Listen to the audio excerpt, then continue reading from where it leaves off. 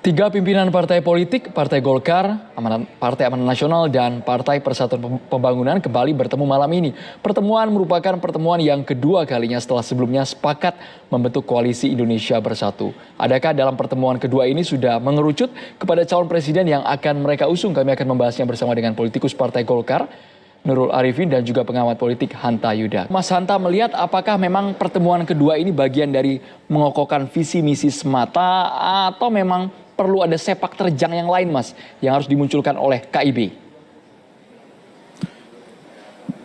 Ya, saya kira ide ini patut kita apresiasi ya, positif.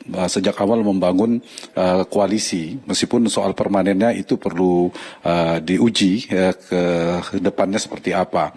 Cuma memang tantangannya ada dua hal. Satu, bagaimana koalisi ini pembentukannya ini punya semen perekat. Jadi pengikatnya apa? Terbentuknya koalisi, belajar di Indonesia maupun secara teoritis kan biasanya karena kesamaan ideologi ataupun platform partai. Kalau ini sulit untuk menjelaskannya di Indonesia. Yang kedua adalah karena faktor kedekatan veto player atau orang kuat di partai, ketua umum. Kalau ini standar ya, hampir semua dekat lah tiga ketua umum ini. Saya kira iya masuk sana. Yang ketiga karena faktor teknis. Nah, ini sudah masuk. Faktor teknis itu karena regulasi ambang batas untuk mencalon presiden 20%. Nah, tiga partai ini sudah melampaui. Masuk di sana. Nah, ada dua yang penting saya kira, faktor terbentuknya koalisi, yang lainnya biasanya terbentuk karena ada figur capres. Nah, yang menariknya di mereka ini terbentuk dulu sebelum ada capresnya. Kalau dulu kita ingatkan ada faktor SBY, kemudian partai mengumpul, kemudian Pak Jokowi, kemudian partai-partai berkumpul.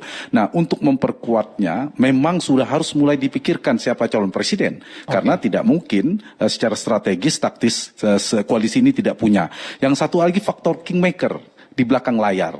Nah, tadi apakah juga ada faktor itu? Misalnya ada faktor figur-figur kuat seperti Pak Presiden Joko Widodo. Misalnya bagian dari ini saya kira akan membuat ini kemungkinan akan menjadi koalisi yang kuat. Nah, saran saya sedikit, apakah kalau ingin menjadi panggung atraktif, Mbak Nurul, harusnya memikirkan bagaimana koalisi ini membuat panggung atraktif, misalnya membuat konvensi calon presiden. Menarik, kan belum Mas ada Hanta. namanya. Soal Dibikin panggung atraktif ini bisa kita lebih dalami sesaat lagi, Mas Hanta. Kita harus jeda terlebih dahulu, Mas Hanta. Mohon maaf.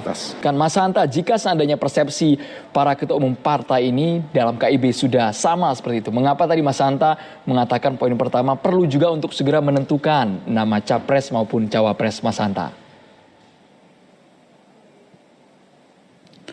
Iya, pertama memang sebagai faktor pengikat secara internal. Secara eksternal, pengaruh ke publik, ke masyarakat itu bisa menjadi daya tarik, menjadi magnet politik di luarnya.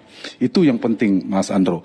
Tetapi jauh dari itu, kalau kemudian cara mendapatkan penjajakannya itu, atau proses kandidasinya, punya gagasan yang secara demokratis, terbuka, kreatif, misalnya membuka konvensi, tiga partai ini sudah bisa. Nasdem yang tidak jadi wajar, karena mereka belum dapat kawan koalisi, belum bisa, jangan sampai terjadi seperti Demokrat lampau, kemudian pemenang konvensi tidak bisa mencalonkan karena tidak cukup 20%. Sementara KIB ini sudah melampaui 20%. Jadi kalau misalnya ada ide konvensi atau dengan bentuk apapun namanya, memunculkan nama, orang bisa menjadikan ini sebagai panggung atraktif.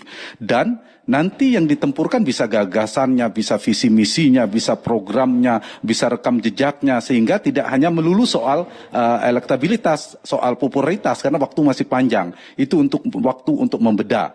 Di luar itu, Andrew, menurut saya, kenapa penting? Karena ya tujuan koalisi ini kan meskipun dikatakan akan terbentuk, kan ujungnya pastilah saya punya keyakinan, Partai Mbak Nurul dan lain-lain pasti arahnya pasti ke calon presiden juga, dan calon wakil presiden. Dan ini kalau hanya sekedar menjadikan misalnya menunjukkan eksistensi, kemudian KIB ini ada wujudnya, saya kira itu akan tidak begitu lama justru. Justru kalau misalnya sudah punya calon yang kuat, itu akan memberikan dampak positif, posisi tawar kepada tiga partai ini, menjadi pemain politik baru. Contohnya apa? Dengan terbentuk koalisi ini, kenapa saya kasih apresiasi ya? Satu, memberi ruang kepada calon-calon presiden yang potensial, yang bukan dari partai politik atau kader partai politik, tapi dia bukan siapa-siapa dan struktur kepartainya, dia punya harapan untuk mendaftar, untuk didukung oleh KIB. Jadi menguntungkan. Dari sisi partai juga Golkar cerdik, saya kira mereka akan menjadi pemimpin koalisi ini, menjadi pemain, memiliki posisi tawar, sehingga bahkan bisa menawarkan posisi cawapres misalnya. Dengan posisi di sini Golkar menjadi diperhitungkan karena sudah cukup ada PAN dan P3.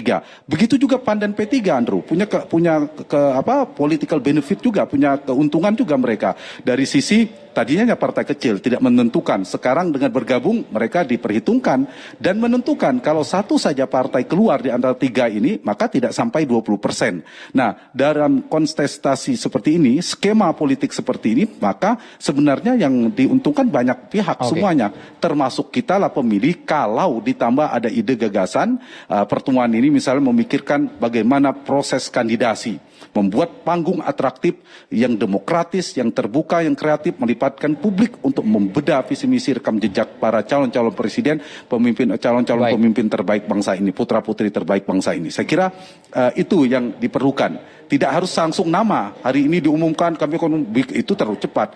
Tapi mekanisme, indikator parameternya, atau apa caranya untuk mendapatkan calon pemimpin terbaik. Jadi ada kandidasi dan eleksi ya, proses kandidasi, pencalonan dan election nanti. Nah, dan kita rakyat Indonesia kan hanya dilibatkan dalam proses election selama ini, eleksi. Nah, bagaimana tiga partai ini melibatkan publik juga secara demokrasi terbuka dalam proses kandidasi, karena partai yang pemilik tiket. Begitu, Andrew.